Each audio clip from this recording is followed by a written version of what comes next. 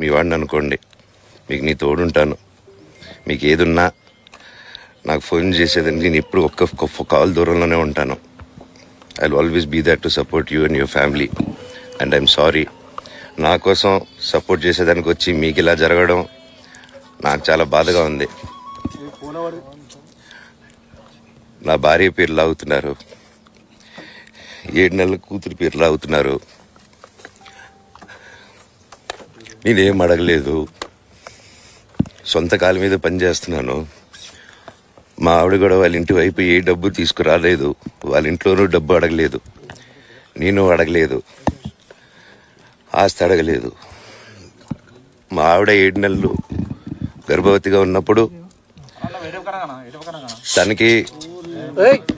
తనకి 7 నెలలు ఉన్నప్పుడు మా అంకుల్ వాళ్ళు ప్రతి ఒక్కరూ 7 నెలలు కాదు మా అంకులు విజయవాడలో ఉంటారు. అండ్ ఇక్కడ కొంతమంది అంకుళ్ళు నాన్నగారు బాగా క్లోజు. మనోజ్, నువ్వు ఎన్నో సంవత్సరాలు ఇంటి బయటగా ఉన్నావు, నీ సొంతంగా ఉన్నావు. మీ నాన్నగారు అమ్మగారు ఒకరే ఉన్నారు.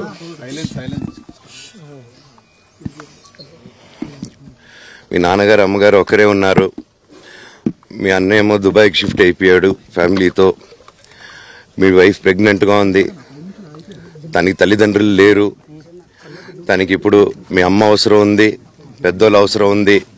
నువ్వు అక్కడ ఎలా చూసుకుంటావు అంటే, నాకు ఆ రోజు మా భార్య కూడా ఒకసారి వాళ్ళు అన్నీ చెప్తున్నారు కదా, ఎందుకండి ఒకసారి వినండి అంటే, సరేమ్మా నీకోసం వస్తాను అని చెప్పి మళ్ళీ తిరిగి రావడం జరిగింది. అండ్ నేను ఈరోజు నా గురించి ఆరోపణలు వేస్తున్నారంటే అది నేనేం చెప్పలేను. ఓన్లీ మీకు ఆధారాలు మాత్రమే చూపించగలుగుతాను. ఇప్పుడు వాళ్ళు చెప్పి నేను చెప్పి ఇది కరెక్ట్ కాదండి, నేను ఎప్పటి నుంచో కూర్చొని మాట్లాడదాం అంటున్నాను. పిల్లలకి లోకల్లో అక్కడ లోకల్లో ఉండేది ఎవరో కాదండి, మా బంధువులే అండి అందరూ. ఆ చుట్టుపక్కల గ్రామాలందరూ మా నానమ్మ ఊరు, మా అమ్మమ్మ ఊరు అందరూ మా వాళ్ళండి. వాళ్ళ పిల్లలు, మనవాళ్ళు, వాళ్ళ బంధువులు. సో వాళ్ళకి అన్యాయం, వాళ్ళు అర్జీలు పెట్టుకున్నారు, వాళ్ళు లెటర్లు పంపించారు, వాళ్ళన్నీ చేశారు. నేను వాళ్ళకి సపోర్ట్గా మద్దతుగా నిలబడి ఏమైంది నేను అడిగేసరికి వినయ్ అతనికి ఫోన్ చేశాను, మెసేజ్లు పెట్టాను. సార్ వాట్ ఈస్ హ్యాపెనింగ్, నేను కావాలంటే కాలు మీద కూడా పడతానండి, ఈ ఇష్యూ క్లియర్ చేయండి, మాట్లాడుకుందాం అంటే చాలా దురుసుగా రిప్లైలు పెట్టారు. నేను ప్రతిదీ ఈరోజు సాయంత్రం 5:30కి ప్రెస్ మీట్ పెట్టి ఇన్నాళ్ళు ఆగానండి, ఇంకా ఆగలేను.